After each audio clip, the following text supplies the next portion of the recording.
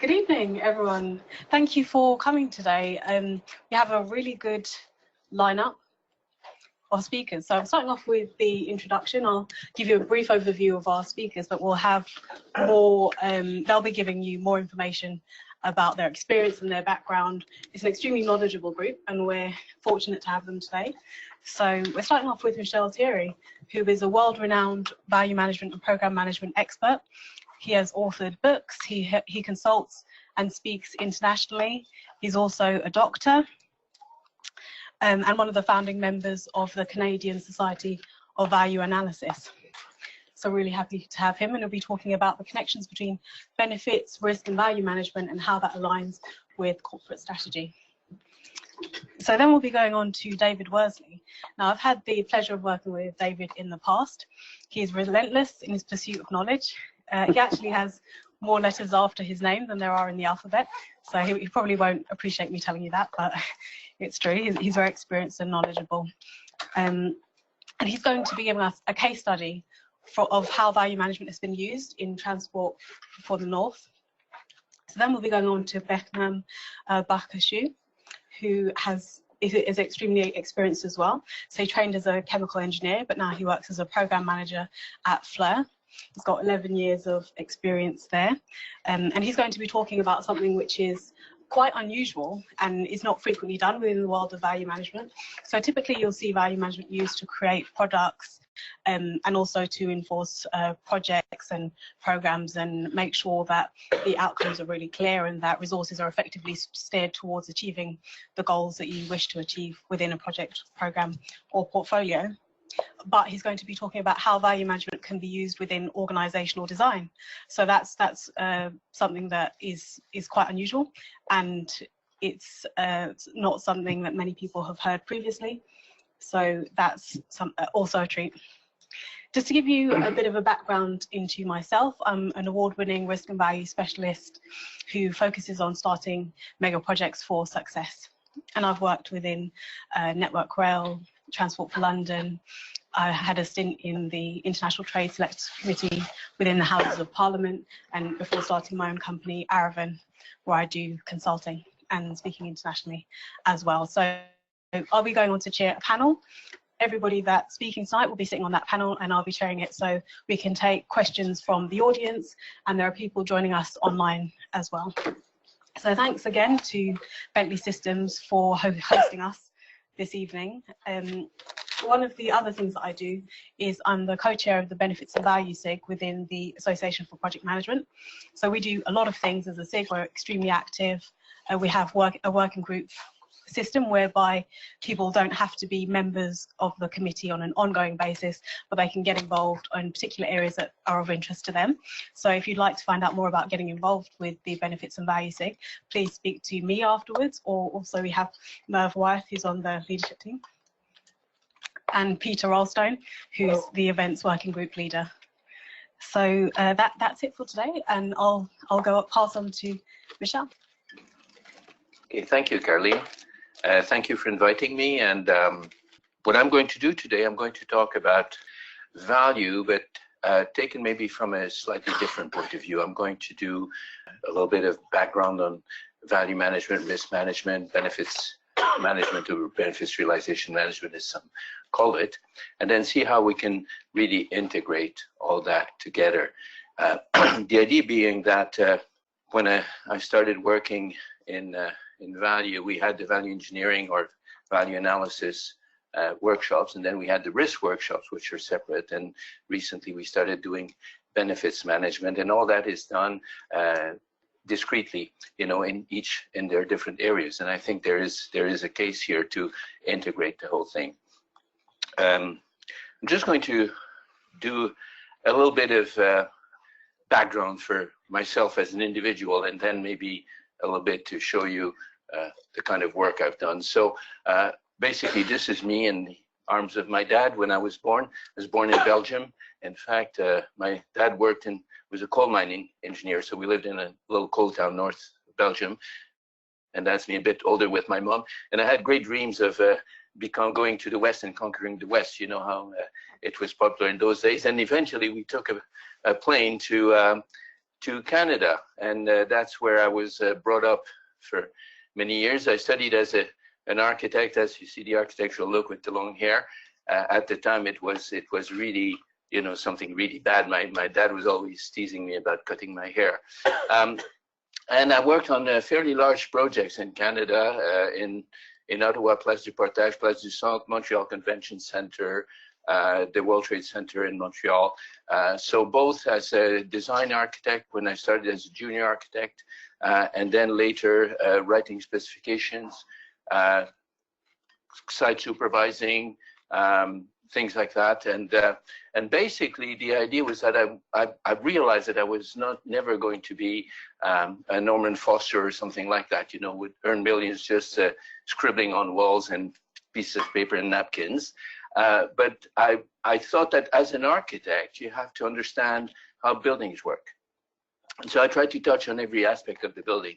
And that's where I got exposed to value engineering initially, and then value management later, and started working in value management. By the way, I realized my dream. I had a farm with horses, became a cowboy for a few years. And when I sold the farm later, we moved to England. That was 1996, so 23 years ago. And since then, I've started speaking, writing books, writing articles. I did some papers in academia, practitioner, etc. And then this is my family growing all the time. And my son is getting married this summer. So that's the nice news I have to share today. Now, in more professional terms, one of the things I've been trying to do is I like to call myself a reflective practitioner. So which is I practice, but also reflect on my work and try to identify what did we do well, what did we do wrong, how can we improve what we're doing, and things like that. And I work with a number of clients worldwide, and that's this worldwide experience I'm trying to bring here. So some clients in the UK here, the rest of Europe, North America, South America, the Middle East, and Australia. I worked on a large change management program for National Australia Bank about 7 years ago, where we were transforming a whole department of technology and operations into a more project-based organization to be more dynamic, more flexible. So I'm not going to dwell on that, but we're going to see what I want to talk about. Well, I want to do a little bit of background, not too much, but a little bit of background on what is value management, what is benefits management, and what is risk management, and how we came about with what we're doing with them today. And then I'm going to talk about an integrated value-based method, which will enable you to manage value from the very beginning, the inception of programs and projects and development of the strategy until the actual delivery and realization of benefits. So if we look at the situation today, when we talk about benefits management, it's fairly recent, but we talk about benefits realization management, management of benefits. We're mostly focusing on the alignment of the benefits with the strategy, with the strategic objectives. It focuses on the outcomes. The problem is we don't often look at the achievability of the initiatives we're looking at. And last year I was at a portfolio management event, and very knowledgeable people, Steve Jenner and others. Steve Jenner is known, some of you may know him for writing the management of portfolios. And they were all focusing on how we should align with the strategy. And then I asked the question, well, nobody has talked about the achievability of the options. And they said, oh, that's a very good question. And the problem in all the organizations I've worked with is that very few focus on, are these options that we're suggesting achievable? Do we have the resources? Do we have the capabilities? Do we have the credibility? Do we have the expertise? All this is kind of swept under the carpet, and that's why we often have problems with project pipelines, and projects are late, under-resourced and all that, because nobody looks at, is it feasible? Now, that could be risk management. Okay. And today, when we talk about risk management, we also talk about opportunity management. We talk about uncertainty management. We have different ways of expressing it.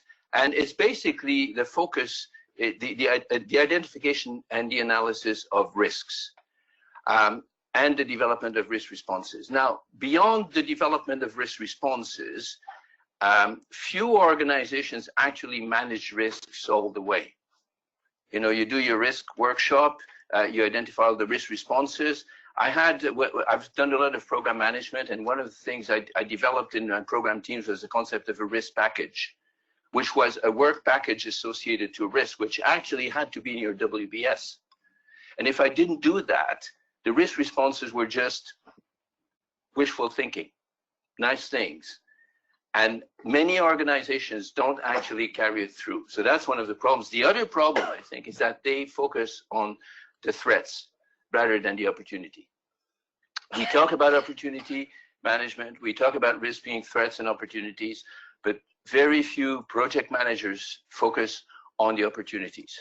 They see risk as a threat, and that's normal because in the project culture, we're talking about having a baseline, a project plan, which is very set, and any deviation from that baseline is seen as negative. In program, it's a bit different. I've done a lot of program management, as I said, and it's slightly different because what happens is that in a program, you look at the benefits, you look at the end result. And therefore, you look more at, is there an opportunity to do better? So it's changing because of program management and also agile management. Most of you know what agile management is, yeah? Agile management, which actually focuses on results and working results, helps us in that sense, okay? But still, we're not very good at risk optimization. We're mostly good at risk reduction. And there is a whole domain for risk optimization because risk is about uncertainty. We can optimize it. And finally, value management, also known as value analysis, value engineering. It's a creative group method to enhance functions versus resources. So it's what are the functions we're going to provide and how many resources are we going to use to provide those resources, those functions. And the less resources we use, the more we provide functions, the better the value. But it focuses often on cost reduction. When I started doing value engineering, we were called in when the project was over budget. And then they said, oh, come in, value engineers, come on in and reduce the cost. But keep everything as it's supposed to be. Right? And that was a role. And that's when, in the mid-90s, that's when I started thinking, okay, there must be a better way. And I started looking at, what if we applied value earlier into the project? So I'm looking forward to the third lecture about, applying value to organizational design, because that's the kind of thing that we should do. Okay. And it's not very good at having a strategic perspective. We're focusing on the object. We're focusing on the deliverables. We're focusing on the products. And that comes from the whole concept of value engineering, which was developed at General Electric. Obviously, we're going to talk about it in a few minutes. But there's a big culture there of focusing on the result and trying to focus on the product rather than focusing on the organization or the strategy. Okay. So I've taken two quotes, one from the body of knowledge, which says delivering benefits is the primary reason why organizations undertake change. Benefit is a positive and measurable impact of change. Okay, so benefits management is associated to change, which is basically projects, programs, innovation, creativity, things like that. These are all continuous improvement is change also. So that's where we have to see benefits. Now we'll see what benefits are. And David Hilson in the View from the Chair document said that overall project risk is a powerful idea, but the process, techniques, and language to deal with it effectively are not currently well defined or widely used. We are very good at identifying individual risks or discrete risks, much less at how do you identify the overall risk of a project. And I mean, the tools we use is statistic tools or probabilistic tools we use are just projections. They don't tell you what's really there. So if we look at the benefits management background, it's basically fairly recent, 90s, 2000s. Benefits are often assessed against the resources expended, and there are many forms. It can be tangible, intangible, objective, subjective. But if you want to manage benefits, you always have to have it objectively verifiable. Like, for example, if I ask you here a very subjective question, are you too hot or too cold? Well, it's a very subjective question. But if I ask for a show of hands, who is too hot and who is too cold, I will have a quantitatively verifiable, objectively verifiable data. That's what we're talking about. Okay? So in benefits, in business, sorry, benefits are typically synonymous with money. You're talking about profits, things like that, return on investment. In projects, benefits are the consequence of the outputs. The project manager is not accountable for benefits typically, but the project results will potentially produce benefits. Program managers and programs deliver benefits, and the portfolio makes sure that these benefits align with the overall strategy of the organization. Benefits are subjective, right? like value, but that's why they must be agreed. You have to work with your group of stakeholders to make sure that they agree with the benefits you're going to be delivering. Now, when we talk about risk, that's very old. When we had cavemen organizing a hunt, they were looking at risks. If you look at some of the books that the Roman generals wrote, Caesar, for example, they are looking at risk. And then in the 1600s, the gaming and probability theories came up, and they started using them for risk. And in the 1700s, insurance companies started assessing risks on a probabilistic, with a probabilistic approach. In the 50s, the PERT probabilistic network model was developed, and that helped us, led us to the decision trees and things like that. And in the 80s, it was regularly used in project management. And then in the early century, risks were looked at both from a threat and an opportunity point of view, and we were talking also about uncertainty management more than just risk management. Today, we're talking about risk appetite, risk thresholds, overall risk, things like that. And hopefully, in the future, we're going to talk about risk optimization and achievability, which is the positive side of risk. If it has a high achievability, it's a low risk. Low achievability is a high risk. We're talking about the overall risk here. Okay. Now, when we talk about value, Larry Miles was the person who defined, well, value has existed for longer than that, but Larry Miles was the one who kind of defined the concept of value management as we know them today. In the 40s, he started with General Electric in trying to buy material at a reduced cost, was producing or providing the same functions. 59, Society of American Value Engineers, 65, Society of Japanese Value Engineers. In 71, the Institute of Value Management in the UK, it was the third one to be founded. Then 77, Australian, Canadian in 93. And then the European Value Management Standard in 99, and in 2000, we had the European Governing Board for Training and Certification in Value Management. So there has been an evolution, and there has been an evolution from what Larry Miles says here as the customer needs versus the lower cost. So the balance between can we satisfy the need of the customer and reduce the cost? And it has had an evolution. And today we're talking about resources expended versus user satisfaction. Okay, but we'll see that it can be even more than that. So when we talk about value, what do we talk about? When we talk about kind of project or value engineering, value analysis, we talk about quality versus cost. We talk about worth. We talk about user satisfaction. We talk about usefulness. These are the elements. When we look at the business point of view, we talk about profit, which is also a ratio. It's revenues versus expenditures, okay? Return on investment, shareholder value. Okay, these are all terms that we know very well from the business.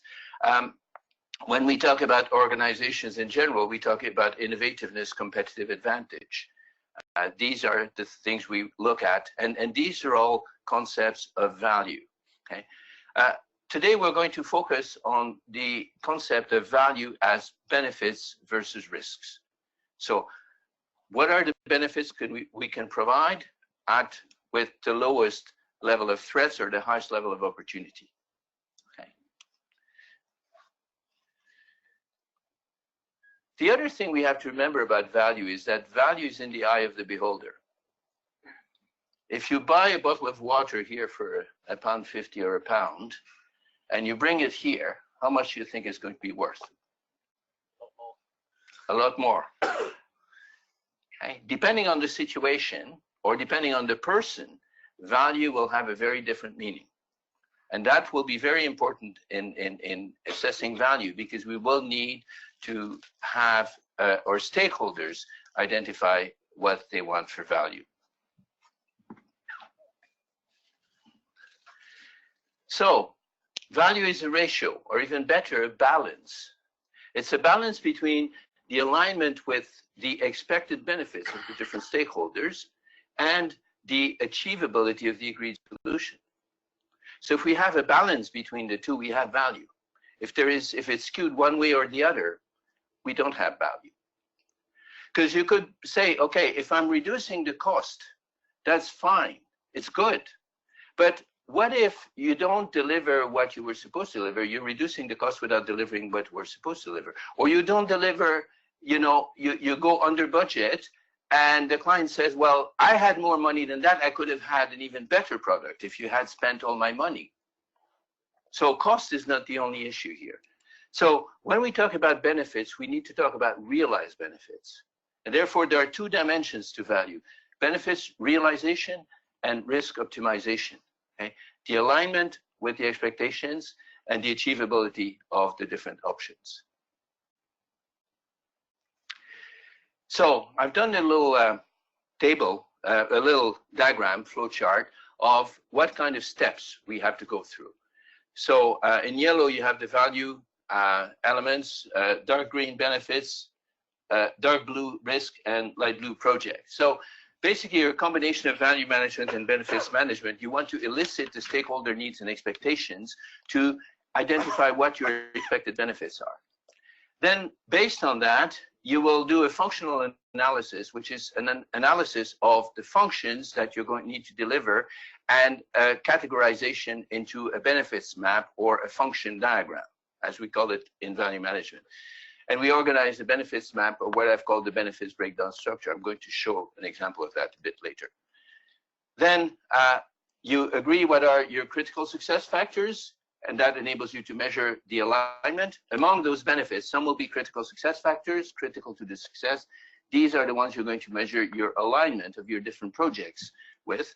And then in terms of risk, you identify achievability factors, typically 4 big categories: financial, resourcing, constraints and parameters, and complexity. Okay? And that will enable you to assess the achievability. Once you do that, you do an ideation of potential outputs and optimize the risk. Here you create alternatives, and here you look at their achievability, and finally you define the value index. By the way, these will be made available on SlideShare, so if you don't want to make notes, that's fine also. Okay, and then you define what I've called the value index. In fact, it comes from the Japanese standard, the concept of value index, but they don't explain how to do it. And this is all a learning process. It's a process where you consult your stakeholders, you do group processes, you do workshops and things like that to come up with the best ideas. Then you go into a performance mode. You go into project management. You monitor the benefits delivery. You implement the risk responses and monitor any issues for achievability, and then hopefully you realize value, you measure value achievement, and that's the performing approach. So in one phase, you're learning, you're taking in, it's what the EFQM, the European Foundation for Quality Management, used to call the enablers. Now they've changed their model, but and this is the results. This is where you get the actual results. So if I present it in a slightly different way as a decision management cycle, that's the decision-making part, the first part, where you do elicitation, sense-making to create expected benefits. You do a creative ideation, and then you measure the achievability, where you identify the expected outcomes and make a choice where you define the value index measures. In order to do that, you have to create what MSP, Managing Successful Programs, calls a benefit map. The benefit map, though, that is shown in MSP is based on the logical framework. It's a bit messy. It's difficult to manage on the long run. So I've combined the idea of the benefits map with, in value management, what we call the functional analysis, which is using a how, why logic. How do we do it will bring you closer and closer to the actual tangible result. Why we do it, and you probably heard about this idea of asking the question why 5 times, bring you more and more to the purpose. And in fact, if you look at those terms, you go from vision to strategic objective, benefit, outcome, output, capability, by asking the question how each time. And by asking the question why, you actually create the vision. So how do I achieve the strategic objective? By delivering those benefits. How do I achieve that? By delivering the outcomes, et cetera, et cetera. And then when I deliver those capabilities, I will achieve these outputs, will create this outcome, et cetera, until I get to the vision. And that will enable you to create a really strong link between the actual project deliverables. The business value is here, and that's the operational improvement, and will enable you to create, in fact, a very strong link between the project deliverables and the strategy. Okay. Now I have an example here. I call that the benefits breakdown structure.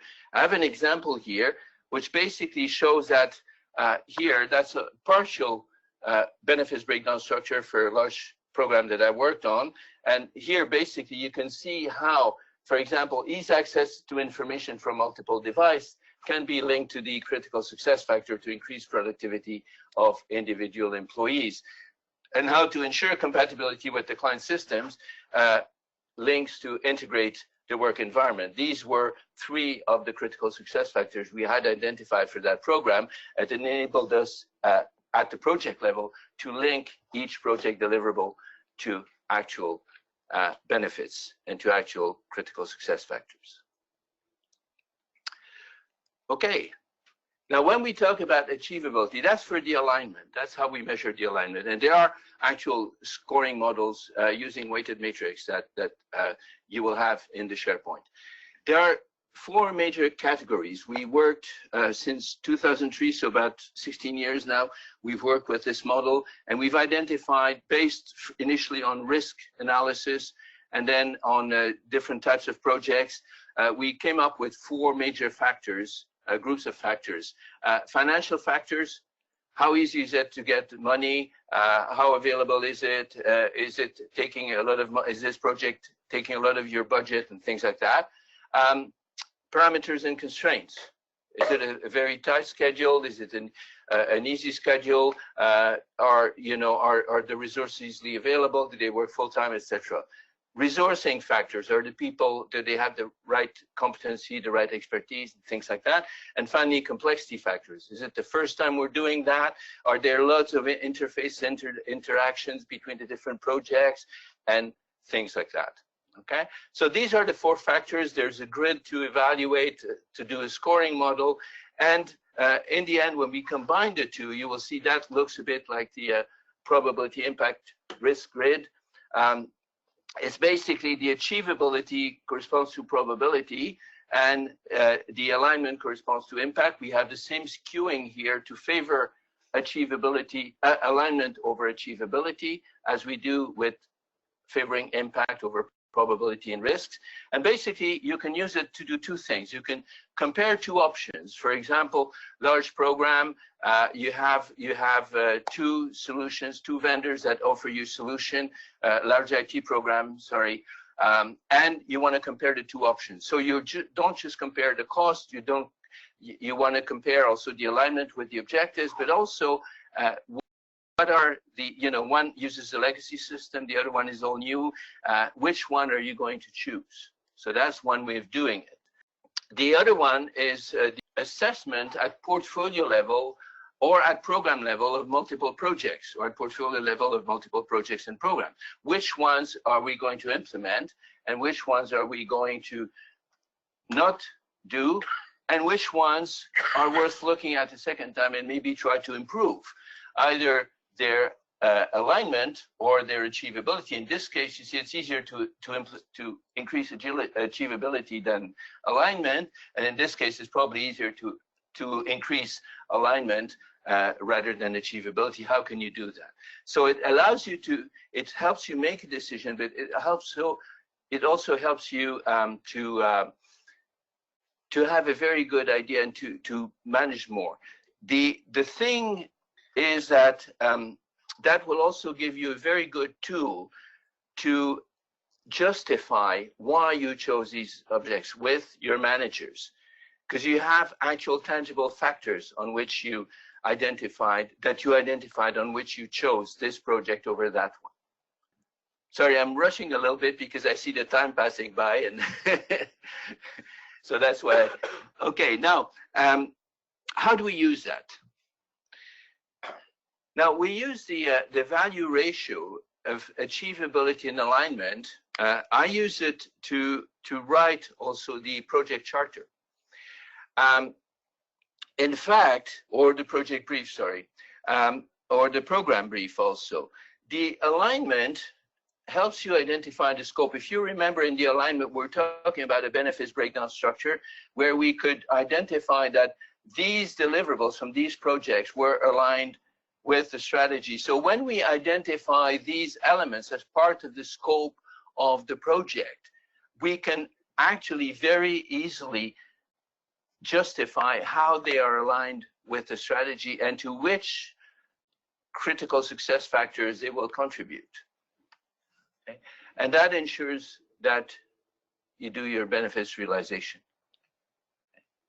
Now, in terms of achievability, the different factors, the financial factors, resourcing factors, constraints and parameters, which I also call sometimes the boundaries, and the complexity factors, they help you define what are the parameters of this project or this program, if you're talking at program level. For example, if you say it has to be less than 5% of the budget, the benefits should be short-term and medium-term.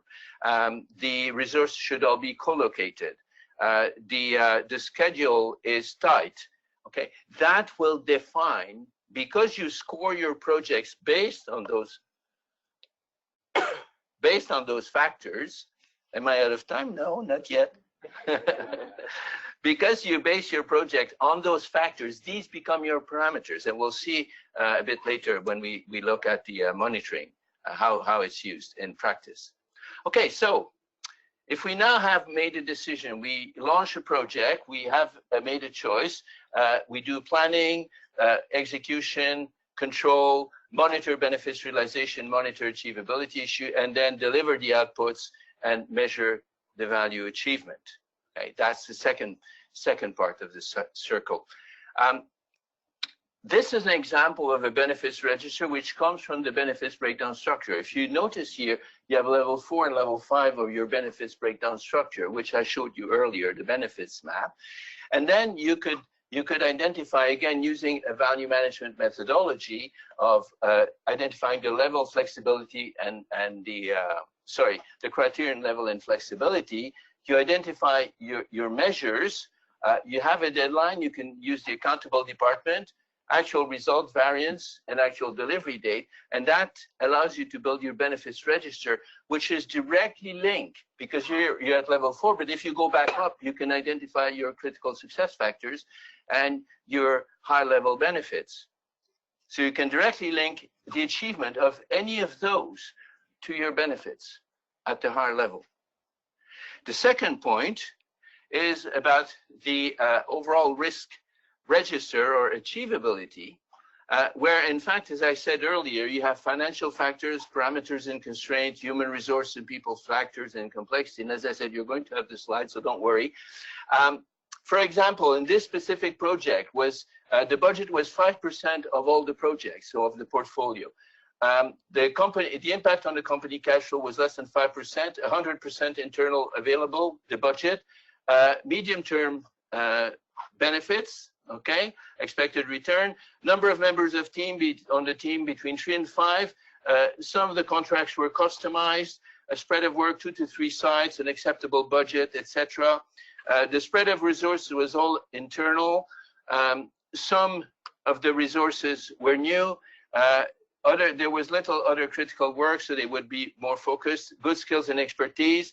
In terms of complexity, some new development, minor interdependency, multiple business areas for the stakeholder spread, objectives and benefits, unspecified, etc. And then these will become the parameters of your project. Because if your project did not respect these parameters, it would have scored differently and maybe will not have been chosen. Okay? And therefore, it's easy then to follow because that's the overall risk. That's a high-level risk, basically. Then you have obviously individual risks that you have to identify also. But that's your overall risk of your project or your program against the strategy.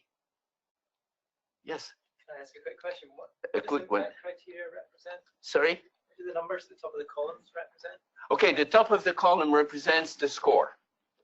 So if it's in this column, it scores 10. If it's in this column, it scores 5.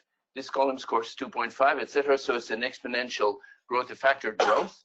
Okay, and there is also in this one, it's a bit more detailed than the one we use at the beginning. So you have weighted each of those factors against each other. So for example, if you have a young startup, financial factors may have a higher importance than complexity. If you have a big bureaucratic organization, the government, for example, financial factors may not be a big problem, but complexity may be a bigger problem. And so therefore you have to weigh those factors. But that's, as I said, it's a bit of detail, but you know, it's just a principle that's important here. And that would be the score of this specific project, 540 on 1,000. Okay. I used to use percentages, but people used to say, oh, it only has 54% chance of success. So it's just a measure. It's not a percentage. Okay. So that's in a very quick nutshell. Okay. So in conclusion, we're keeping to time here. Value is a ratio between expectations and achievability. Okay. Value management is a creative group process, so very good for innovation, very good for bringing new ideas about, etc. And it's a group process also that will gain agreement of the main stakeholders, so you can get agreed objectives and purpose. The value index is a calculation of the ratio between the alignment to expectations and the achievability of the outcome. And as I showed you very, very quickly, there are ways to actually measure that and get numbers. Okay?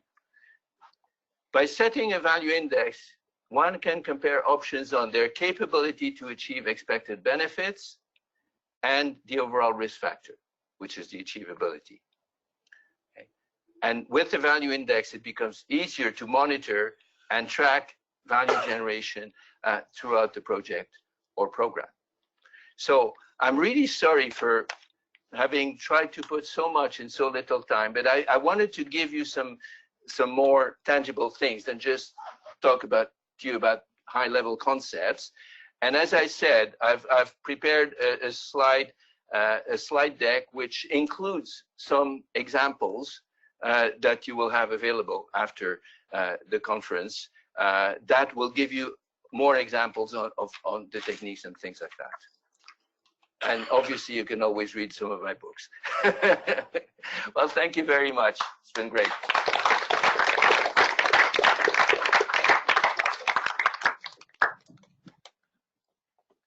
A lot to take on in a very short time.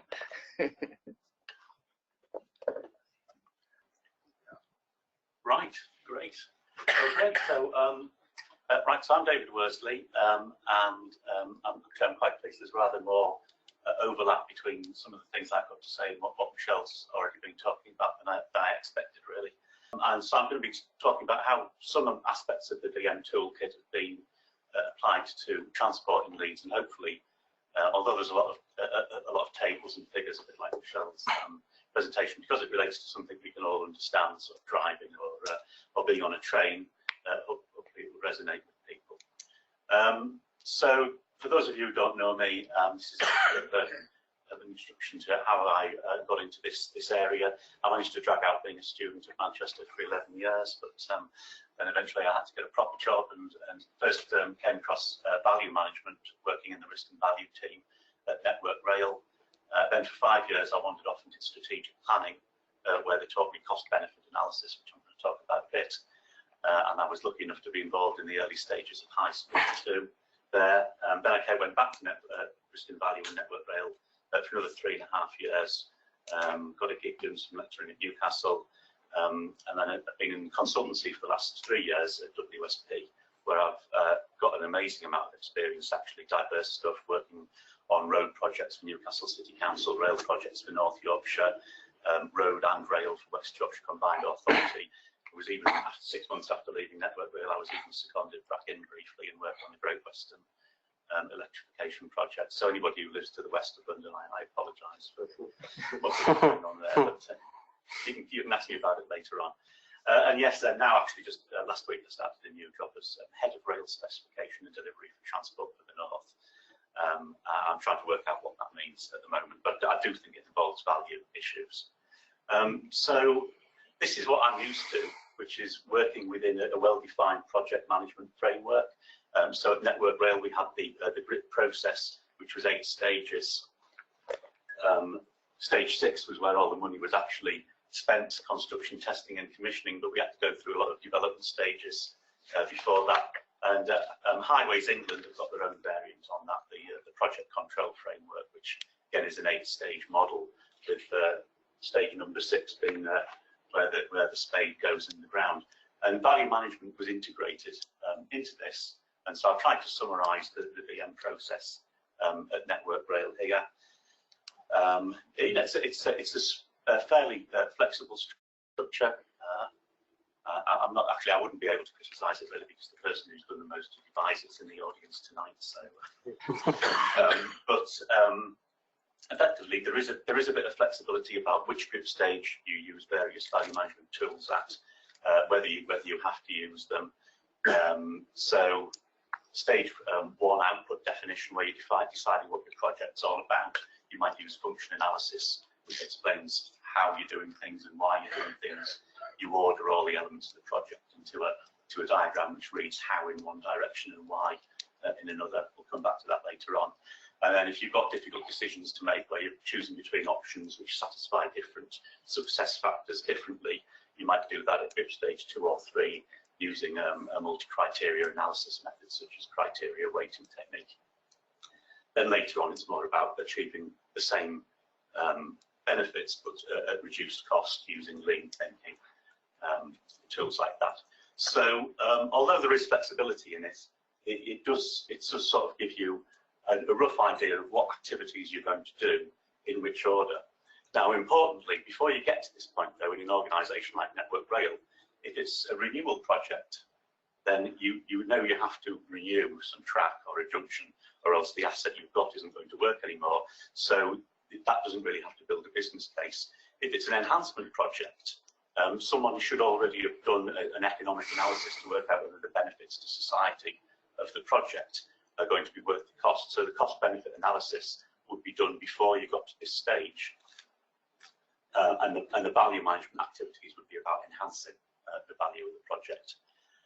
However, since leaving Network Rail, I've gone off the rails, so to speak, and we actually operated in a context where things aren't laid out quite so clearly, and value management becomes sort of a set of different tools you can use, and we've got a lot more choice about which ones to use. Just noticed you here.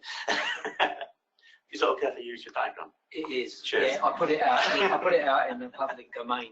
All right, great. Right.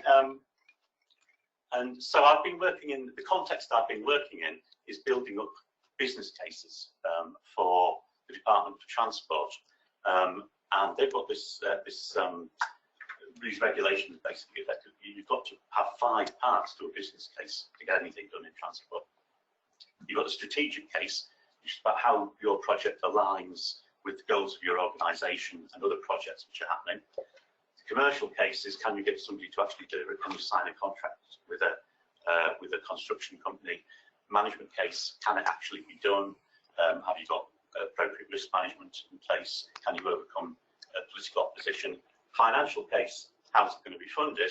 But the really interesting one, which where value comes in, is the economic case. Is it an appropriate use of resources? And the big thing they always look for is this benefit to cost ratio. So I'll come back and explain more about that later on. So what tools does the Department for Transport give you? Well, they aren't so keen on fast diagrams, but they have got this thing called logic mapping, which attempts to answer the same question. Why are you doing things and how are you going to achieve them? So it's read the other way around to a fast diagram. Your ultimate goals are here on the right, and then you go back through the stages to getting to it. So the ultimate goals of lots of transport projects: less congestion, better air quality, and so on. Getting mode change from car to bus would be a way of achieving that. It's very much what I'm going to be talking about a bit later. And then you go all the way back to your context, which, as in many cities, but particularly Leeds, you've got heavy congestion at peak hours. So you can use logic mapping, and this has been going for about 9 years. The DFT got some advice from the Tavistock Institute on that, which incidentally apparently is one of the institutes through which shape-shifting extraterrestrial lizards control humanity, according to David Icke. But they also do transport planning. So there you are. Another thing that the DFT give us is something called the Early Assessment and Sifting Tool, which is a sort of multi-criteria analysis. This is just an extract from the different criteria they suggest you can use for sifting transport projects. They relate to the 5 parts of the strategic case, and so you can they've got scoring schemes, and you can go through and look at how each project or option for a project stacks up against the scoring scheme. So you can have things like practical feasibility. It's sort of similar to what Michel was talking about, achievability and so on. Flexibility, the option. Can you change it after you've started if the circumstances change? You can take that sort of thing into account. Affordability, well, what's your budget? Is it going to take up such a large portion of your organisation's overall budget that it would be silly to pursue that project? So they do give you a sort of multi-criteria analysis tool, and anyone can actually download this from the Department for Transport website and use it if you're working on transport projects. And then finally, there's their method of cost-benefit analysis, which is the really complicated part, and something I've been spending most of my time doing recently, which is actually calculating this benefit to cost ratio. Ignore other governments, that's a very complicated issue, but basically the benefits of transport projects are user benefits, the time that you save if your train journey's faster or there's less congestion on your car journey. Non-user benefits would be things like reducing pollution or reducing the maintenance cost expended on the road. So costs which are borne by everybody, not just the people who use that form of transport. And these are monetized benefits. That's not actually real money out the door generally. That's a measure that the Department for Transport gives to value people's time. The bottom line of the benefit to cost ratio is real money. It's the cost of building whatever infrastructure it is you want to do, operating the services, and then you net off any revenue you get back in terms of ticket sales off from that, and that gives you your benefit to cost ratio. This is all done in net present value, so the further into the future the benefit's realised, the lower it is in present terms. So, value of time, they've actually worked out how much your time is worth. So when we're commuting to work, we're all equal, but when we're actually at work, our value depends on what mode of transport you're using. So if you're a rail passenger, you're obviously really important. Whereas if you're a cyclist, you're way down the list. In fact, if you're a cyclist, you're on the same level as a pedestrian.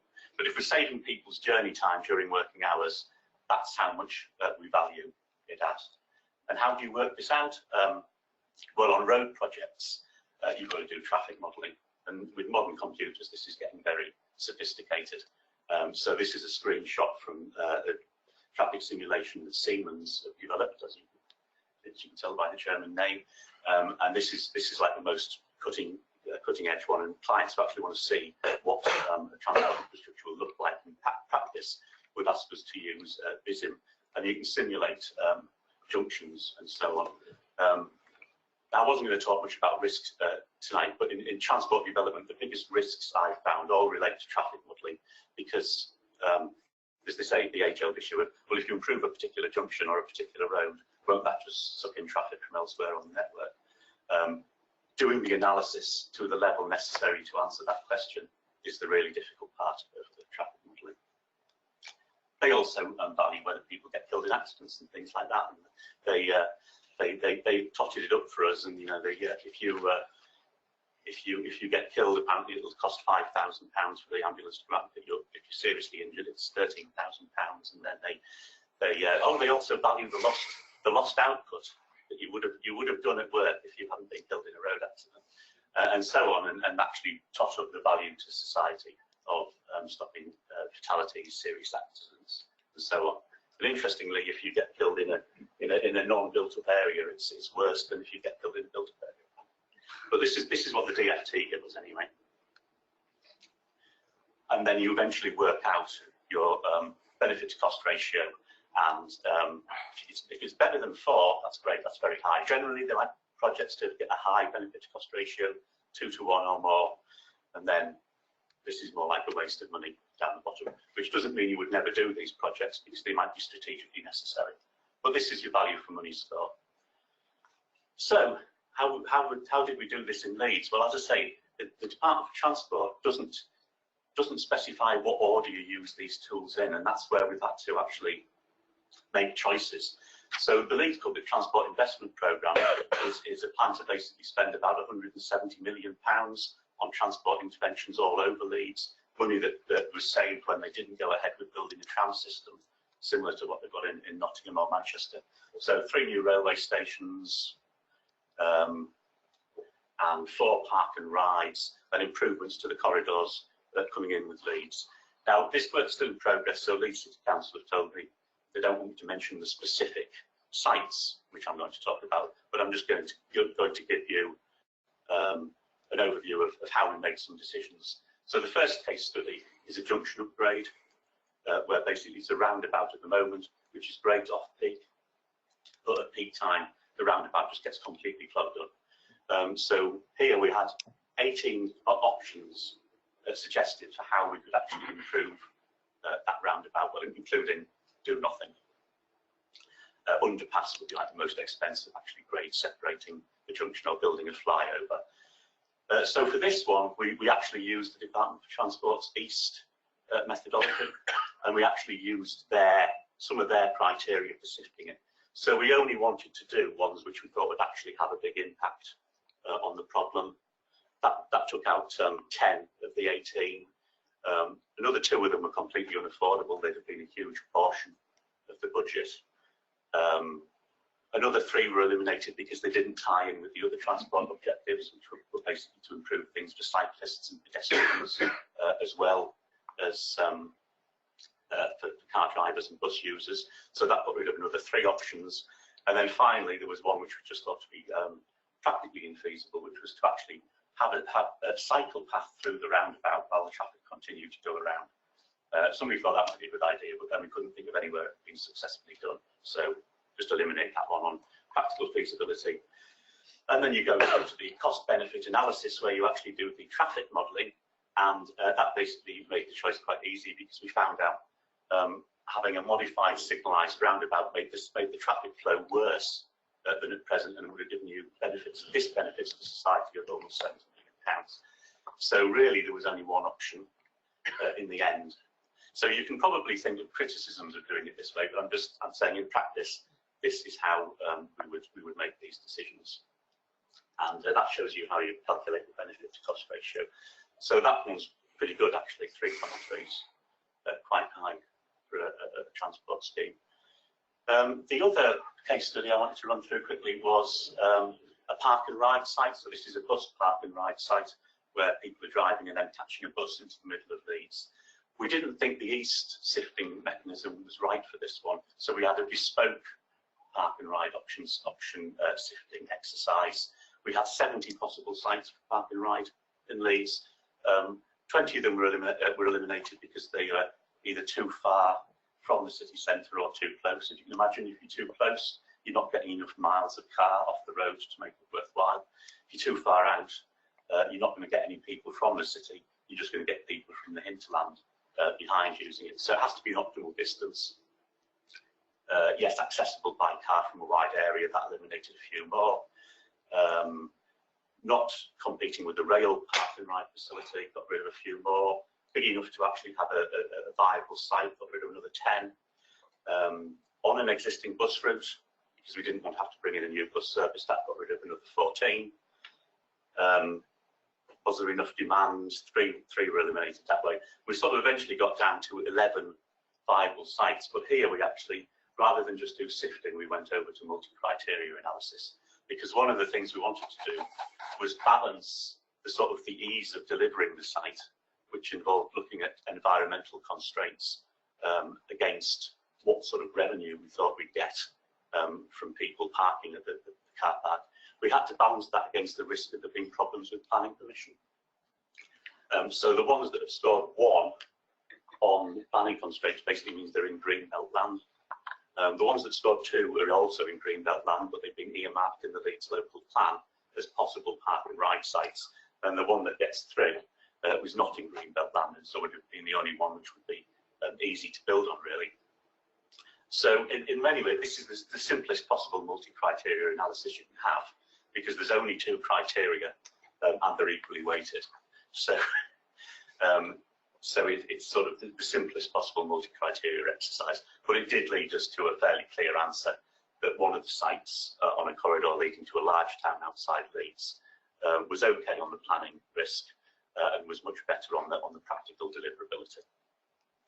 So that's why. So we recommended that site.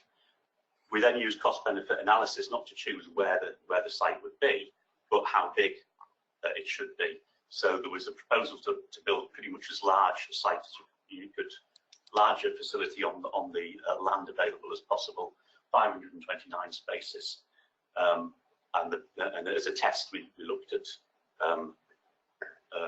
delivering a smaller one. And as you can see, the larger one came out much better when calculating the benefit to cost ratio. It was only slightly more expensive to build, but provided a bigger benefit by encouraging more people out of the car and into the bus, and therefore providing carbon emissions reductions and decongestion, saving people's time, and so on.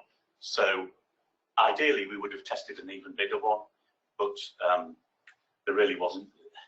There didn't seem much point because the land wasn't available. Because you could argue, well, maybe an even bigger one would be even better than the 529 spaces. But the cost-benefit analysis is quite a time-consuming process to go through, so we stuck to just 2 on this one.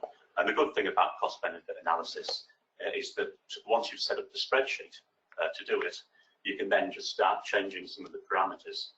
And this is sort of begins to integrate with risk management again, because you can look at various different futures and how your project plays out in them. So we looked at what the effect would be if other road improvements along that corridor were not enacted, and that would damage the business case a bit. Obviously, competing with city centre car parking, so if that was cheaper than expected, also damages your business case. And a third thing that damages your business case is if you have to put on an additional bus service. So you can see the operational costs, mean your cost goes up quite a lot then, and you've got a bit more road congestion because of the extra bus, so your benefits come down as well, and that also would damage the business case. So that's one of the beauties of cost-benefit analysis, because you can just start fiddling with the parameters and look at alternative futures. So those are all the slides I wanted to go through, really. I just wanted to show you how things are done in practice. I suppose my concluding observations would be that in an organisation like Network Rail, where even now a small project is going to be something which has a £50 million budget. People can do the cost-benefit analysis more thoroughly at the beginning of the project, and then value management is really useful for enhancing the value of the project. And we did have the time to spend whole days doing value management workshops at Network Rail, which I would love to have done at WSP.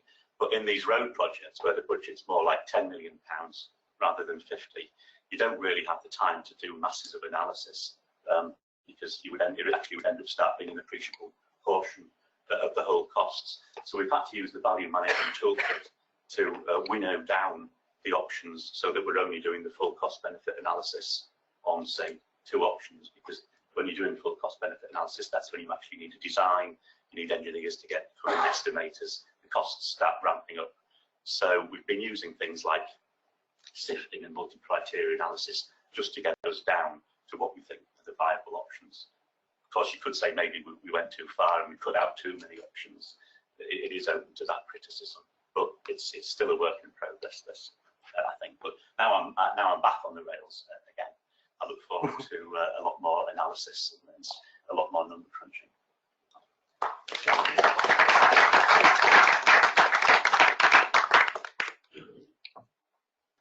My turn. I'm happy that I'm third because the previous 2 presenters have done a great job in describing some of the concepts, so I'm lucky. Yeah, let me go to the first slide of mine. So my name is Behnam Bashokooh. I'm a program manager at Flow Corporation, and I'm also the company's value engineering SME. I want to talk about using value engineering as a guiding framework for doing organizational design studies. And what I will use to describe the concepts is, what I will use to describe the concepts is the study, the organizational design study that we did at Floor for designing the knowledge management organization, the corporate knowledge management organization. But the case study is just a sample. What I want you to get out of this presentation is the understanding that value engineering can be used as a complete framework for organizational design studies. First, quick introduction to Floor. If you don't know the company, we are probably one of the biggest engineering, procurement, and fabrication and construction companies in the world. The company is around 107-8 years old now, and it has more than 60,000 employees. It's operating in several business lines. Energy and chemicals is the biggest one, power, infrastructure, mining and metal, life sciences and pharmaceuticals, and also the government are the business lines. And to give you a size of the revenue as well, we have around the $20 to $40 billion backlog every year. So there are a lot of projects running every year, 4,000 clients served. And so if you look at an organization that needs to serve all of these projects, it is becoming a very complicated system.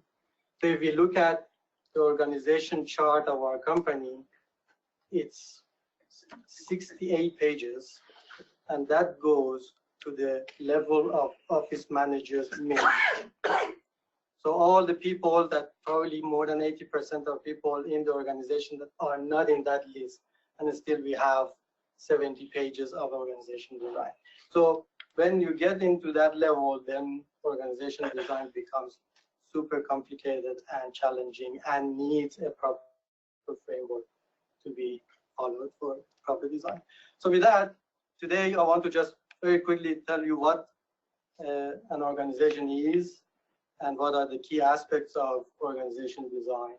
So what should we consider when we want to design a proper organization? And then I'll go through this value engineering framework with some examples, and I want you to believe at the end that you can use value engineering as probably the only proper framework for organization design. So what is organization? I think I haven't done a good job in reducing the font size there, so I don't want to look at this. It's coming from Business Dictionary, and I want you to only look at these keywords.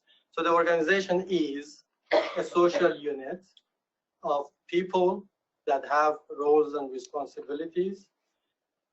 They do certain activities. They need to have authority to do that activity, and they have to collaborate with each other. So that organization should have proper rules for relationships. And at the end, the goal of the organization is to meet a need.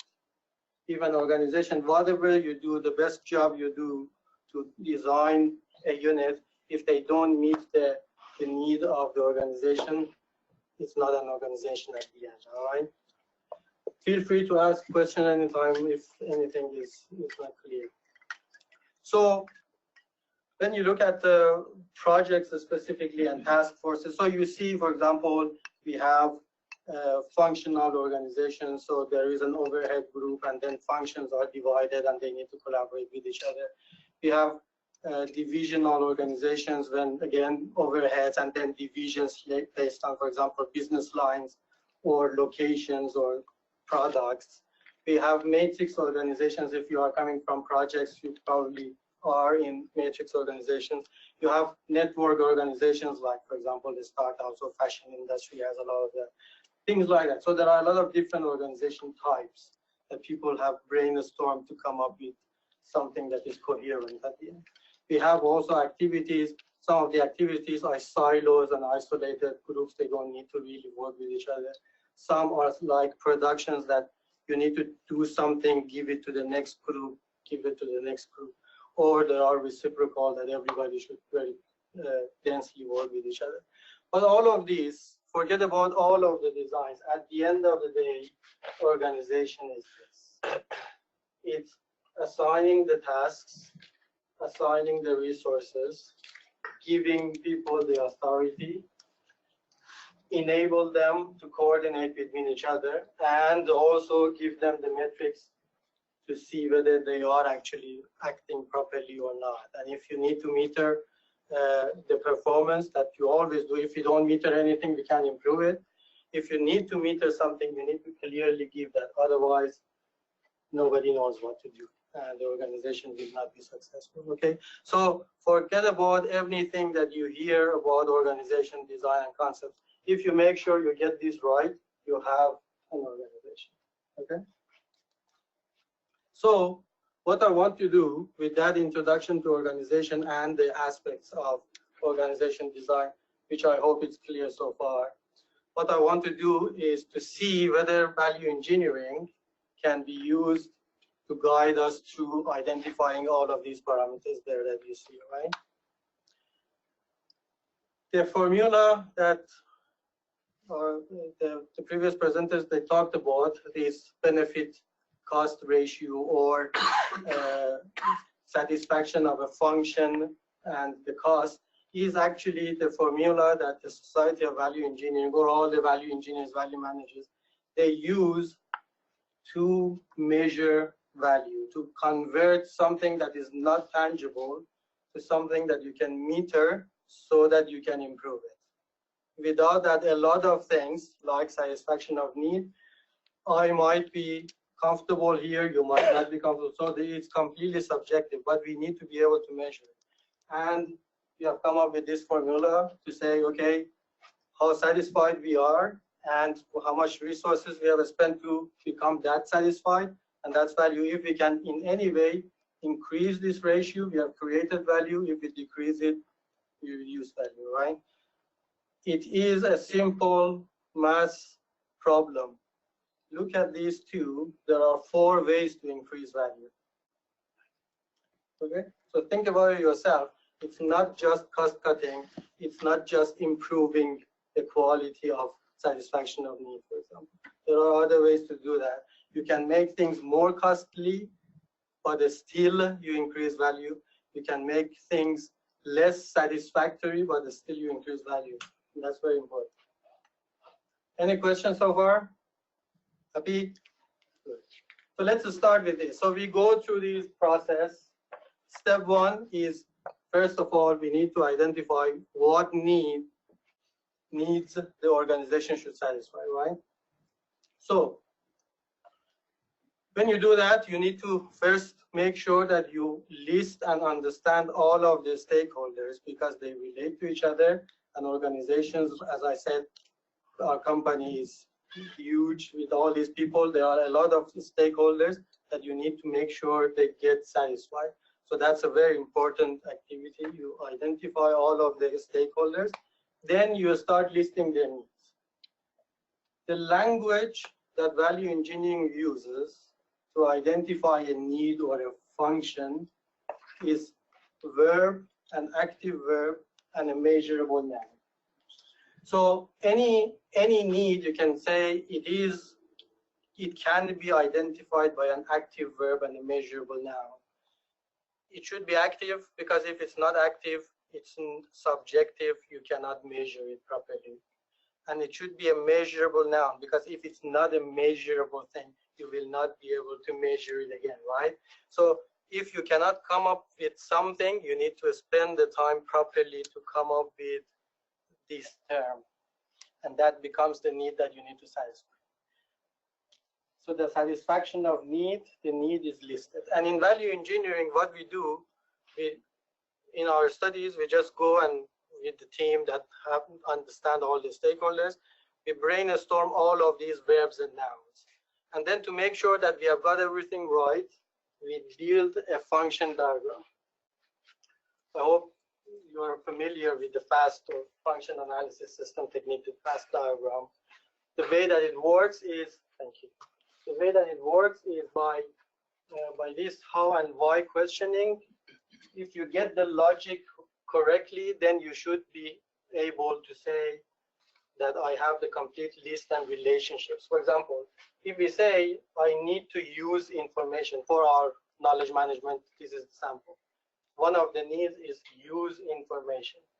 How do I do that? I receive information, I assess the trustworthiness, I apply the decision, I apply the information, I provide feedback, things like this. So all of these are the answer of how I do this. And then when you do that and make sense, you go backwards. You say, okay, why should I receive information? Because I want to use information. Why should I apply information? Because I want to use information. So when you do this as well, you verify your diagram from right to left as well. And in this questioning, a lot of times new needs come up because you don't find answers that are complete. Then you do this and you find a lot of things that in the past wasn't clear enough. So it is a very good way to make sure that you understand your organization completely. The things that are hidden, the things that are common sense that people don't consider as a real need, when you question like this, you get them listed. And when you are listing them, you pay attention and you go and put that as the task of somebody. Okay? Okay, so far? So we developed the FAST diagram. This is the FAST diagram of Fluor's knowledge management organization. And there are 3 function diagrams because we have 3 stakeholders. One is the person that is receiving the information and using it. So we call them information buyers. So these are the buyers. These are the sellers, people that have information and they can give it when requested.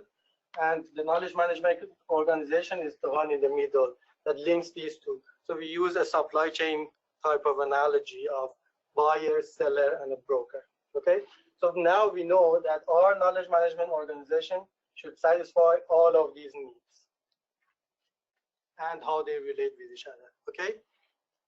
So something that is not clear by doing this activity becomes very clear, very easy to describe, and also very easy to show how that organization relates to the other stakeholders in the organization. So we have the needs. Now we need to describe the tasks that should go and satisfy these needs, right? So the task becomes satisfy the need. Very simple. You have identified the need. The task of a person or a system is to satisfy that need. And you start by using that list of functions in the function diagram. You just give a simple description to people to be able to satisfy that need. You need to do this. An example, for example, transfer request. The description is once the broker has determined a valid request for information, they should go and contact the seller and obtain the information. Very simple description of how to satisfy that specific need. Okay, then so compare this to the job descriptions that you have seen in the past and in your different companies. This becomes, first of all, visual and very easy and discreet to understand compared to something that is a document and there's no relationship between the different tasks. Happy?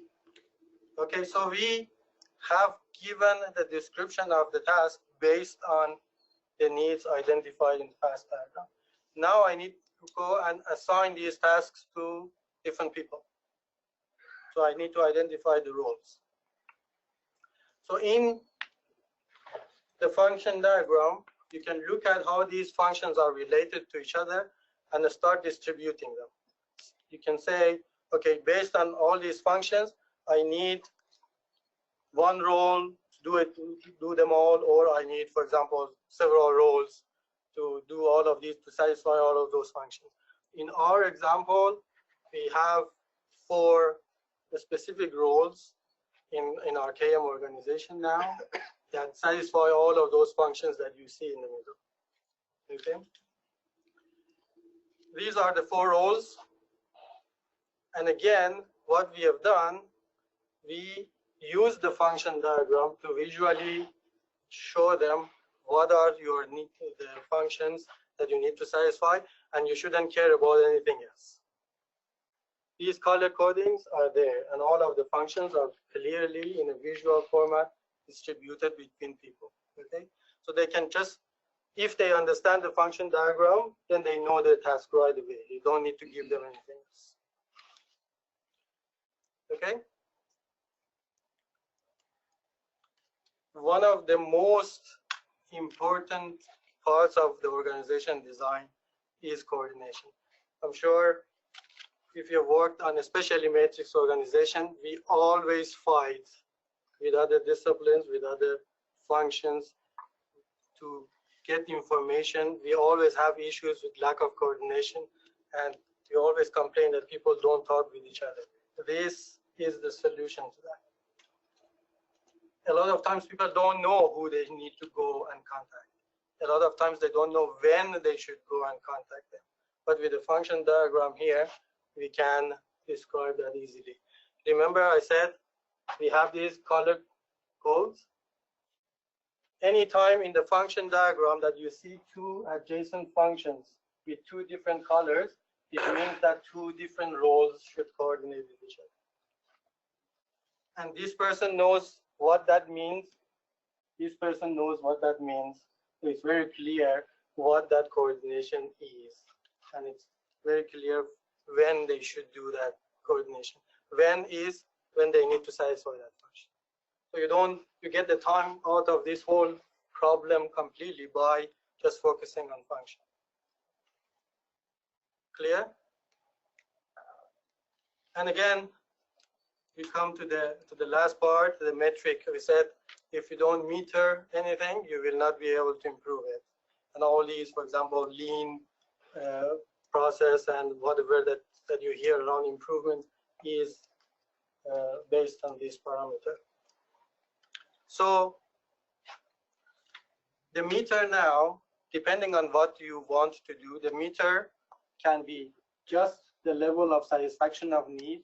If use of resources is not important for your organization, you can just use this and say, satisfied from a scale 0 to say 10, and define what that satisfaction for each of these scales are, and people will know how they will be metered. If you want to use the full value formula and bring the resources in. This part is most of the times a cost parameter, very easy to convert, especially for project managers.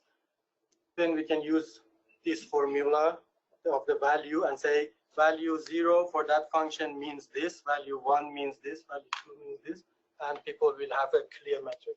And you see, for example, we have in our KM organization, because we are an overhead group, we didn't start by using the whole value formula. We only use this. And you see examples, completeness and accuracy of metadata. And we say no metadata at all is 0. Complete metadata is 5. Whatever in between is a scale, right? Number of applied updates. For example, if you look at help desks, they have very easy metrics that they can say, this is the number of cases came in, these are the times that the case took to close, and for example, these are the number of cases closed at the end. So this becomes your your metric as well. Any question?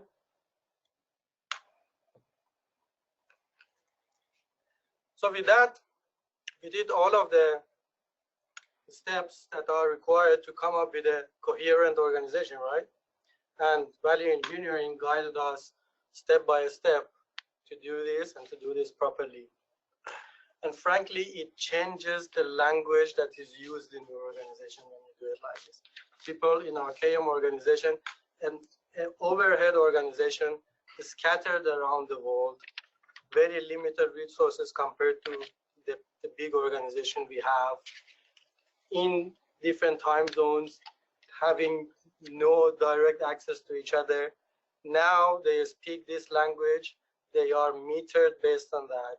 We have developed, for example, metric report pages, status. So at the end of the year, when you do your PAs, you don't need to go and ask people at all. Everything is there, and you can see. And people, instead of waiting until the end of the year to see whether they have done good or bad, they can continuously monitor each other, go through the lean process of build, measure, learn, feedback, build, measure, learn.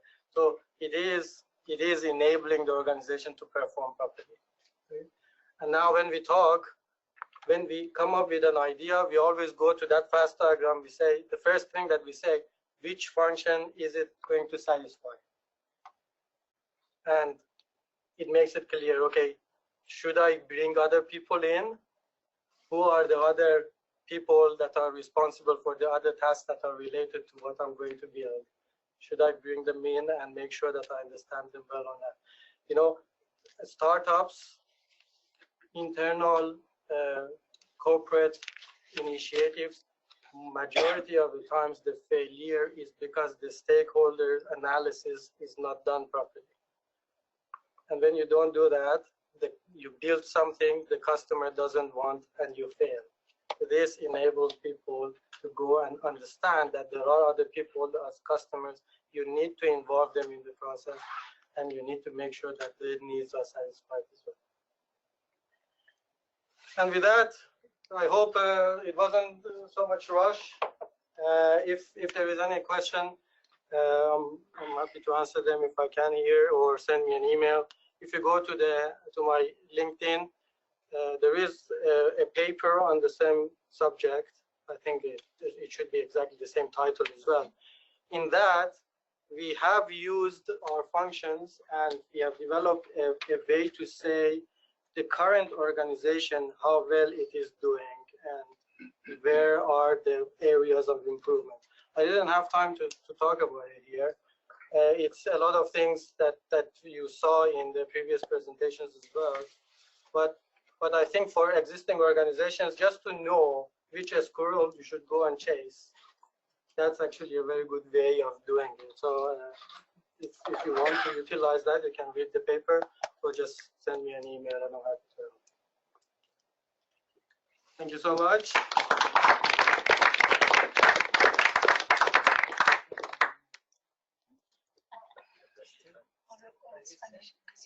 So now we have the chance to ask the panel. So I would be very happy to just ask them questions for the next half an hour, but this is not just my chance to ask questions. Is there anyone in the room who has a question for anyone here? So I have a question for Michel and David, and it's about external events and external factors. How does value management and how do the kind of models that you were talking about, how do they accommodate potential shifts in value perception? So it could be suddenly the citizenry discovers that carbon was a bad thing and so they change their view of carbon. Could be a political shift, could be a change of government, for example. How do you accommodate that in the kind of view of the world? Well, I think the tool I would normally recommend, and I know we're now doing this at Transport for the North, is sort of scenario analysis. So where you're actually developing your projects, you don't develop them just in one assumed future. You look at your assumptions and vary them for different scenarios. And what the big one we've got at the moment in transport is, are autonomous vehicles going to take off? Well, I mean, maybe possibly literally autonomous flying vehicles, but are they going to get the sort of market share? I mean, there's a slide I showed in a much longer presentation I did to the APM risk SIG back in March, which was some company in Milton Keynes who were looking at potential scenarios for market share in autonomous vehicles, and looking 20 years into the future, it was anything from 10% to 60%. Now that would have, the difference between those extremes is vast, but I know some of our really clever modelling people in TFN are actually working on all our business cases in those sorts of extreme scenarios. So then to the senior decision makers, you present that and say, well, it's your call as to which ones you think are the most likely scenarios. If I could just add a bit to that, these systems and processes are often applied on an iterative basis, through sort of project life cycle stages.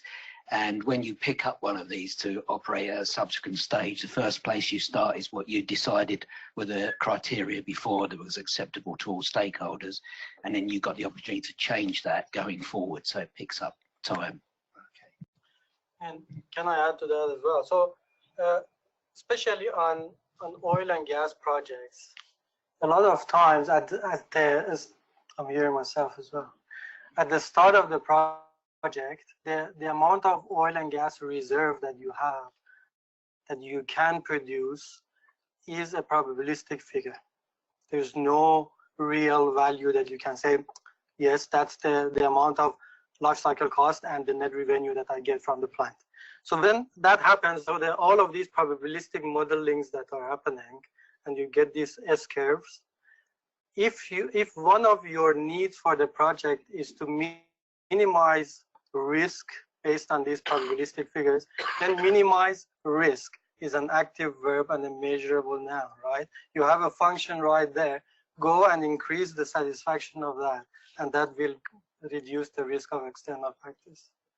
And we do that in oil and gas projects specifically, because especially early on the project, when value engineering is the most impactful, if you don't do that, everything is just estimates and guesses, and you will not be able to make a correct decision.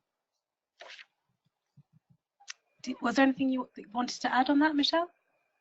No, I think they've set it up. No, okay, no, great. So are there any more questions from the audience? Thank you. I've got a question on Michel's graph that you put up with attainment versus alignment, and then you had the circles depending on cost of the project. Is there a scenario where you would apply different weightings to attainment versus alignment? So, for example, if you were in a relatively new startup, attainment might have more worth to your organisation, whereas if you were more established, then alignment might have more worth. Or is it always linear? Yeah, well, the alignment is always favored over the achievability, because that's what's more important. Now, for a startup, they would also have a strategy, they would have strategic objectives and things like that. So the alignment is as important. What will change, so that stays constant. What will change is the weighting between the different achievability factors.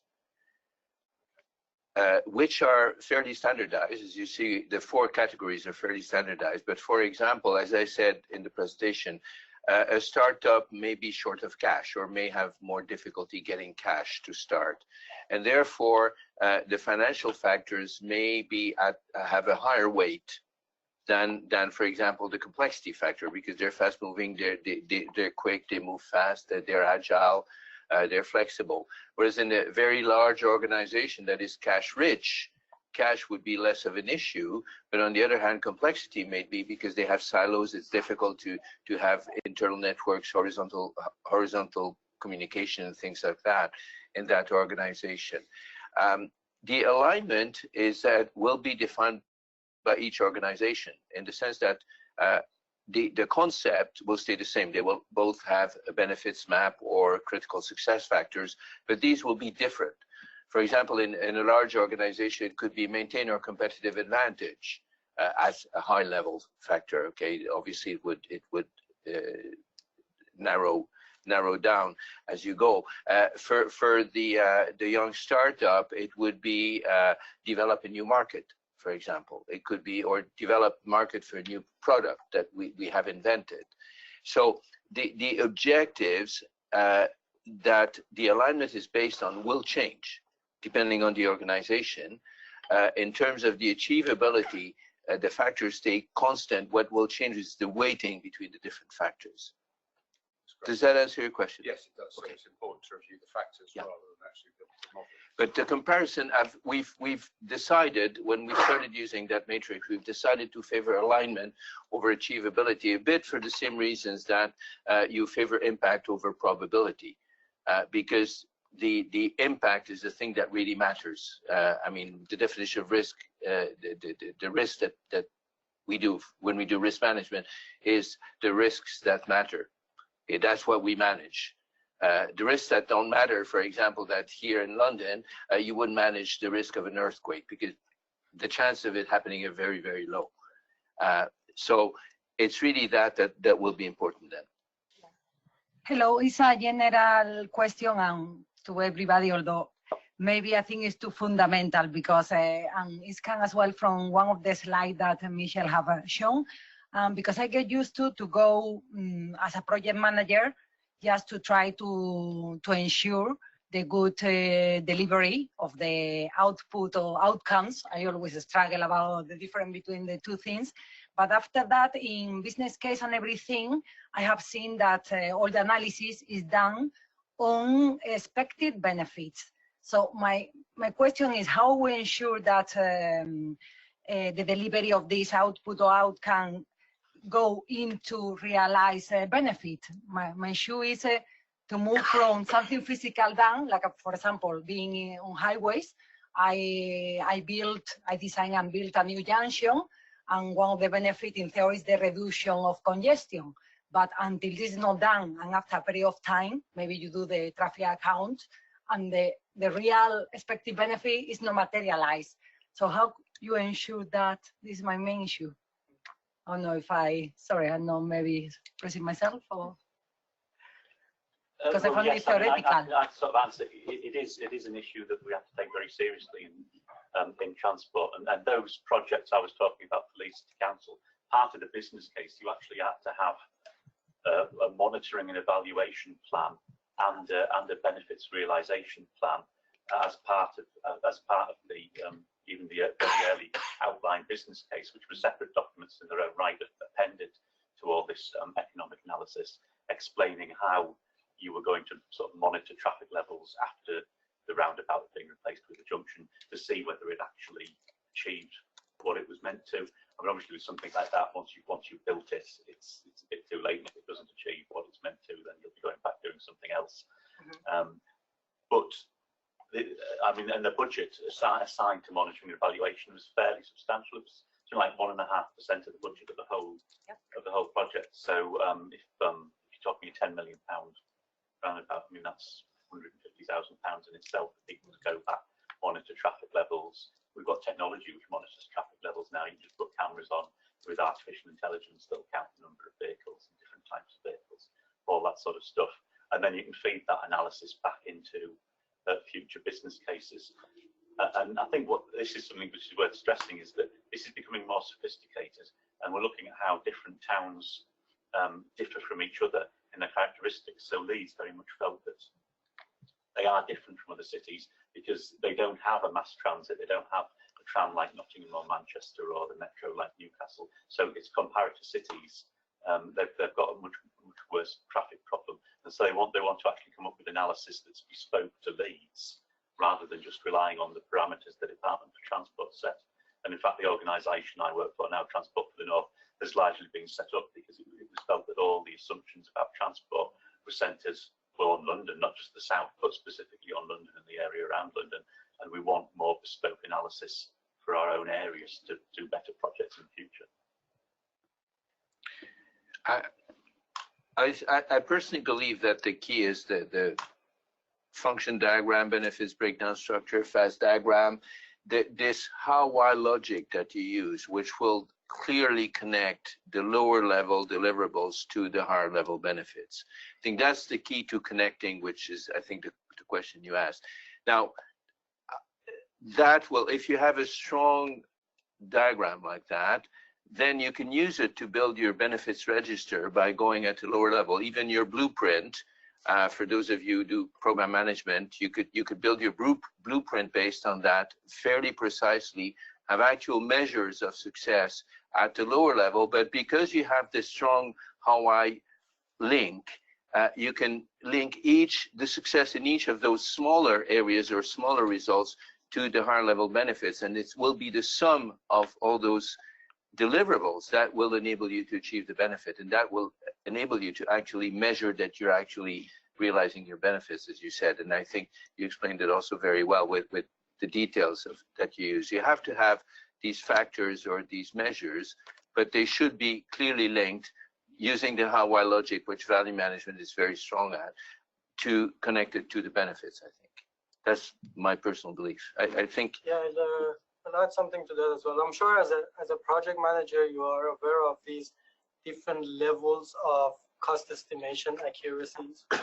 So the earlier we go, because of the lack of information that we have, we say, depending on whether you are oil and gas or, for example, infrastructure, the earlier level, if you say it's a level 4 cost estimate, it's plus minus 50% accuracy, right? And then the more you develop your project definition, then you reduce that to, say, construction time of plus 5 minus 10% accuracy, right? So with the cost, we have learned to account for inaccuracies in satisfaction of our need, right? The same you should apply if one of those criteria that is important for your decision making, you need to implement the same concept in accuracy of your estimate of whether this specific idea increases that level of satisfaction of need by this amount plus minus a threshold, right?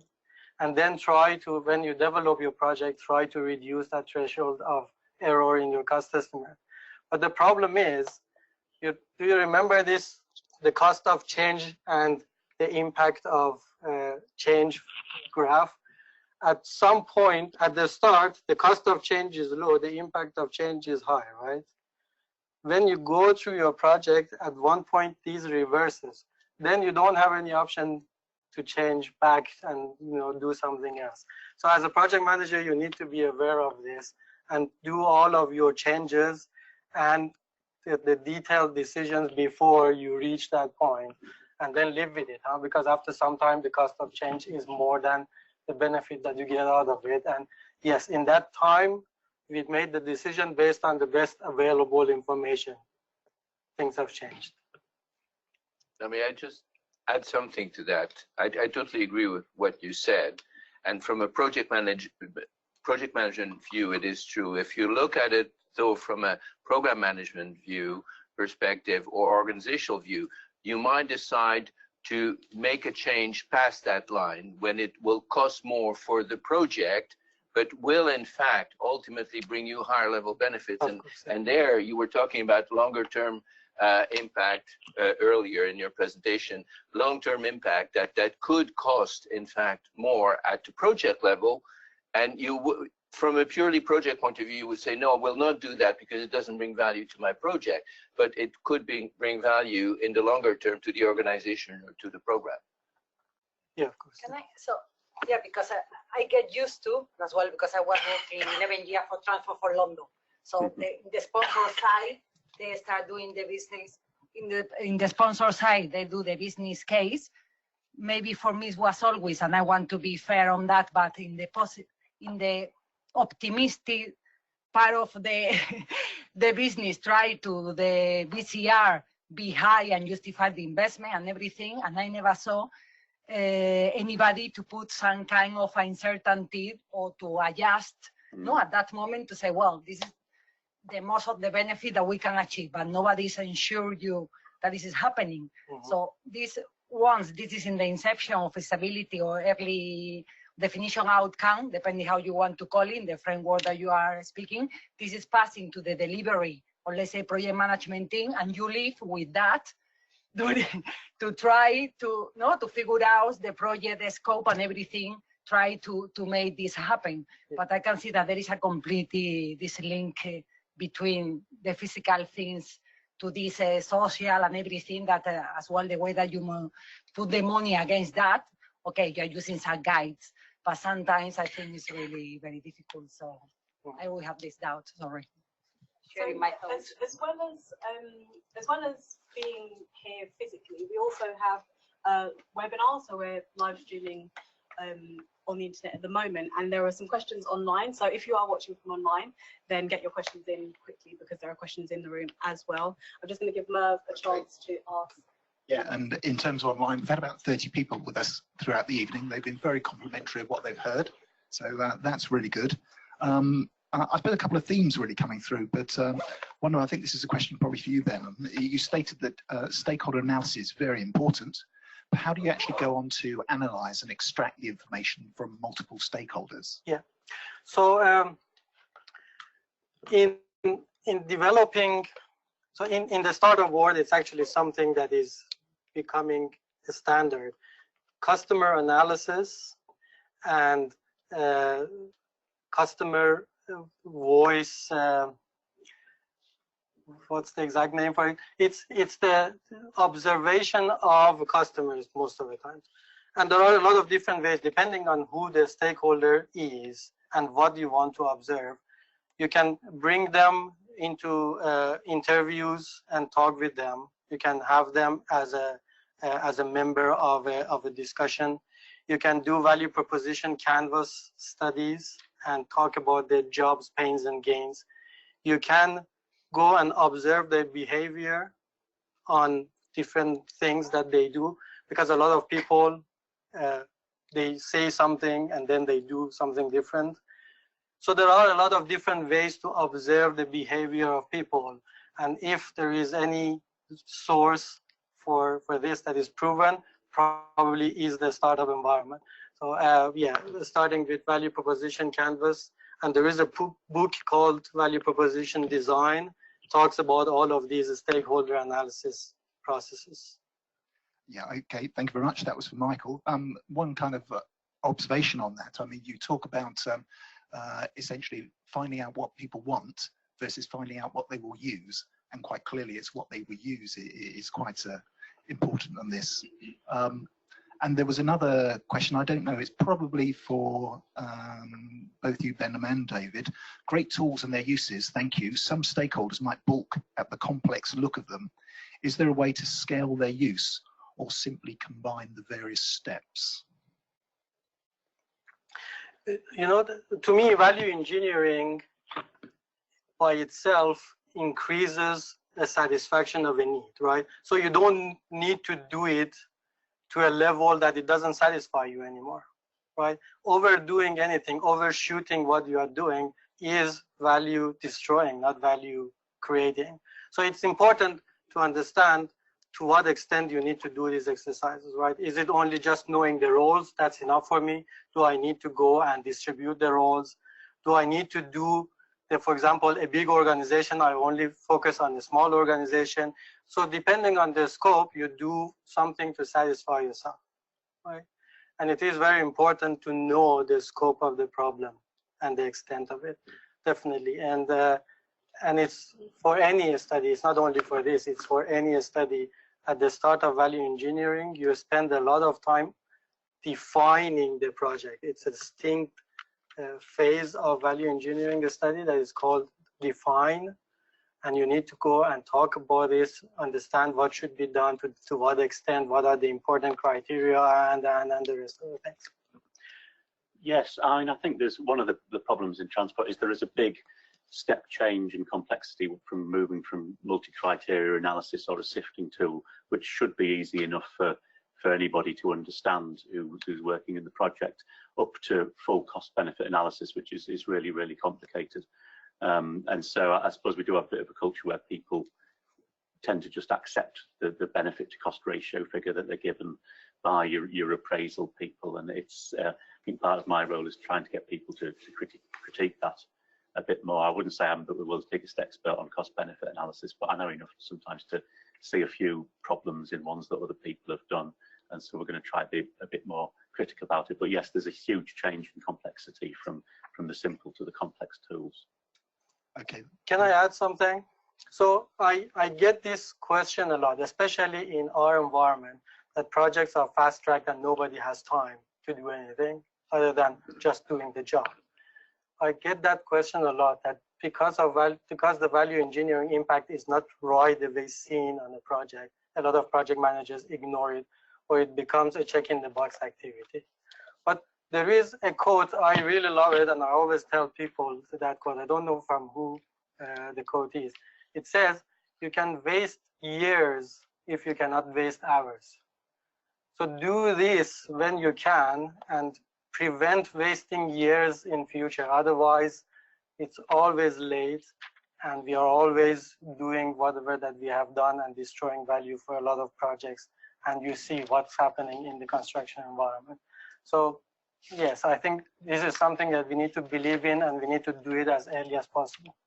Thanks so much. There's a third question coming, and I must ask it because it's come from Hugo Mini, who is actually the co-chair of the Benefits and Value SIG, and he's asking the panelists whether you use the principles of social value or social return on investment in your work on value management, or as part of your theoretical study, Michel.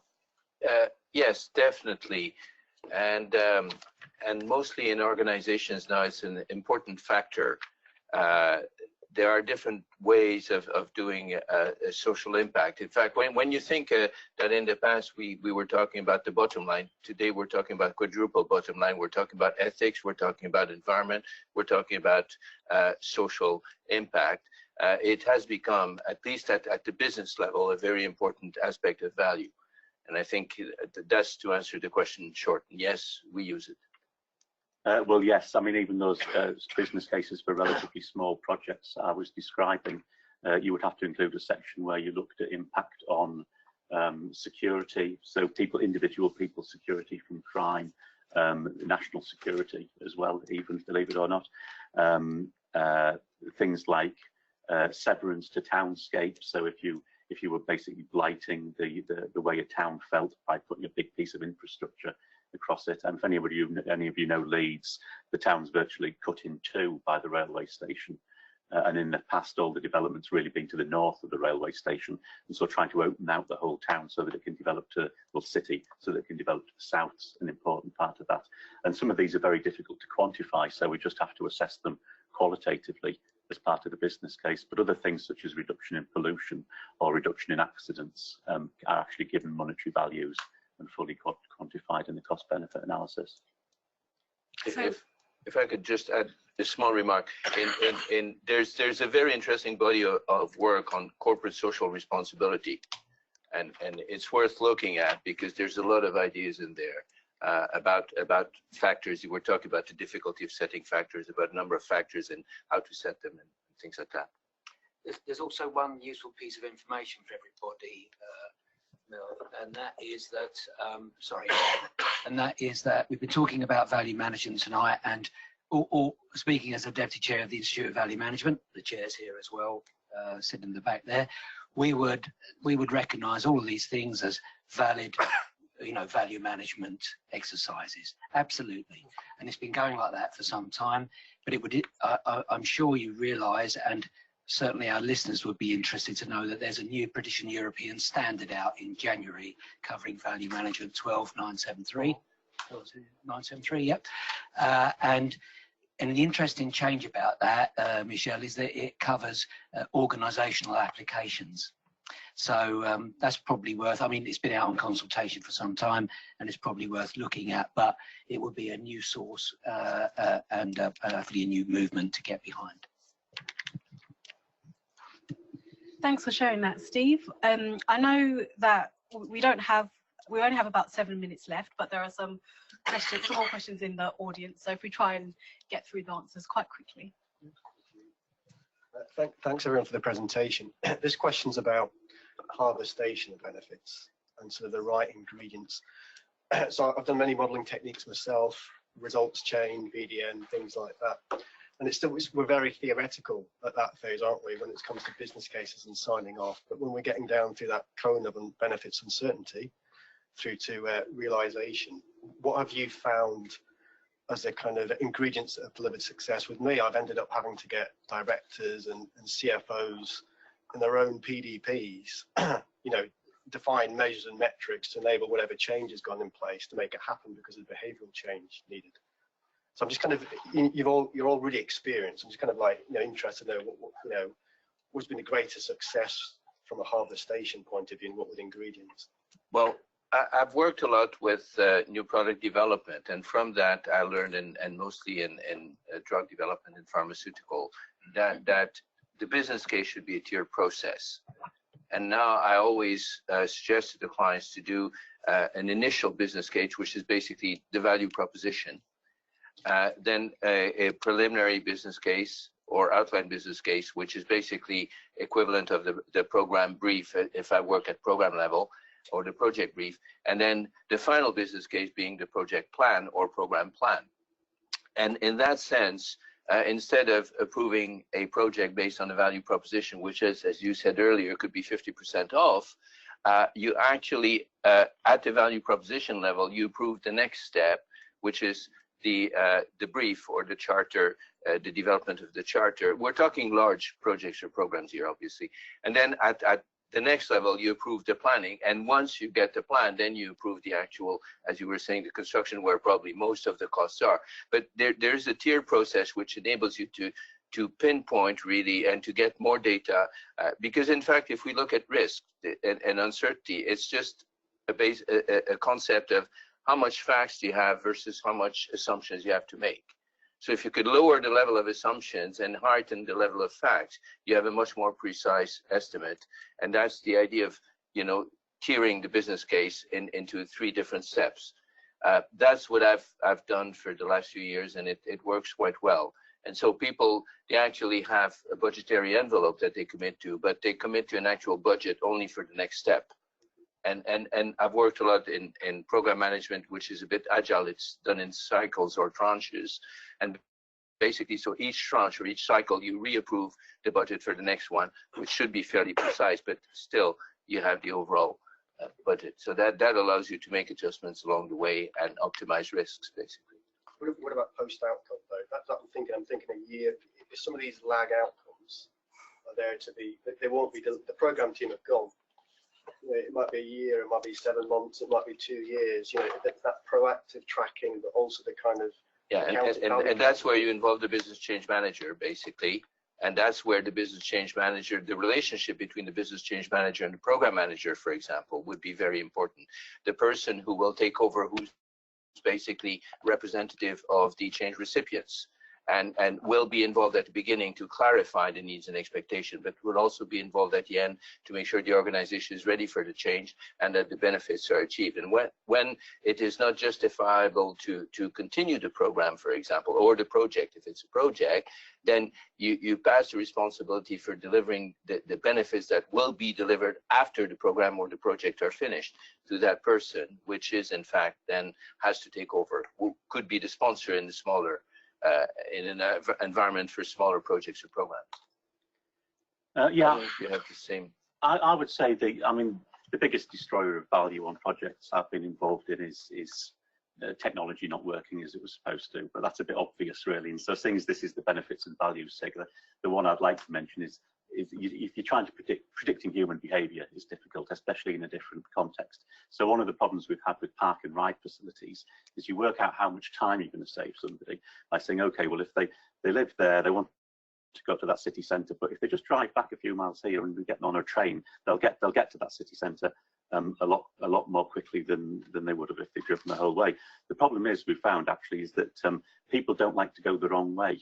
They don't like to sort of head west to ultimately go east, even if all the rationality says, oh, they'll save loads on the journey time if they do that. You won't get the demand if it involves people having to head off in the wrong direction. And so that's something we've had to build into our models, and that's damaged the benefits that some projects have realised in the past. Actually, they worked out in Transport for London that people would rather stay on one bus and take 10 minutes longer rather than save 10 minutes and get off one bus and get on another one. Yeah. Do we have time for me to add something? Yes. Oh, sure. So can I ask which industry you are coming from? Well, I work in IT. Okay. So the major IT transformation program. So in our industry, the oil and gas, the life cycle of projects are really long. Also, I'm working for 11 years. I've done probably 50 projects, let's say. I've only seen 2 of my projects having gas in them, right? So so somebody took more than 11 years for somebody to build what I designed and just connect it to a gas, and then they need to start gather the information to see whether it works or not at all.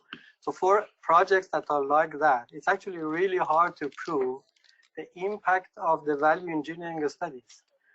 And unfortunately, the societies of value engineering, the way that I see it, has done an awful job in gathering the historical successes of value engineering studies and publicize them to project managers and convince them, if you don't know about your project, trust all these historical projects that have seen 1 to 100 times success and go and do something with it. We don't have that data, and every time that somebody as a value engineer goes and talks with the project managers, they see the triangle of cost, quality, and schedule, and value engineering has cost, increases the schedule, and they are not sure whether it reduces any of these 3 parameters. So the basic answer of project manager is no. So, and it is out of our hands. As value engineers, we don't have that data of all these histories. It's the societies that have access, and they need to put that. I think for example, as the standards that we develop, one section should be just to show that this has been successful in the past 100 years that it has been practiced. And to follow up on that, value management is its worst enemy. Yes. In the sense that when things go really wrong and you apply value management or value engineering, value analysis, everybody says, oh, it's wonderful. The more you apply, the more things go right, the less you feel you need it. And the more you say, well, why do we actually spend this time doing value engineering or value management or value analysis? Everything's fine. Yes, because you used it. The other thing is you can't get case studies, and I've written on this on my LinkedIn. You can't get case studies because clients won't allow their practitioners to release them, and they won't allow you to release them because if after a time you do a study and identify a better solution, better value solution, that says that they've been wasting money up until that point. Yeah. So it's a kind of criticism of what they've been doing to date themselves. So they'd be sort of reluctant to release that information. You know what I mean? That's one of the things I've cited. Yeah, but they're reluctant to release exact values, right? But they're not reluctant to release verifiable testimonials. And it's always like that. Yes, we need to find a way, because without that, value engineering is really, really hard to implement on projects. So we've had 3 case studies tonight. I'd love for you to be able to deliver them to an institution, of any of them, and for them to be allowed to be published so that we can sell how good they were and what they've achieved. We had Michel, who produced a series of blogs to promote the event. So there are 3 blogs that have gone on the website and will be made available to attendees as one thought leadership piece as well. So do we will, as a SIG, will work with the people who've spoken here to get as much as we can from the experiences and the really valuable insights that they've shared. Unfortunately, we're out of time. I know there were some more questions in the room, but we do have contact details for some of the speakers. So if you could join me in thanking the panel, and thank you for your attendance.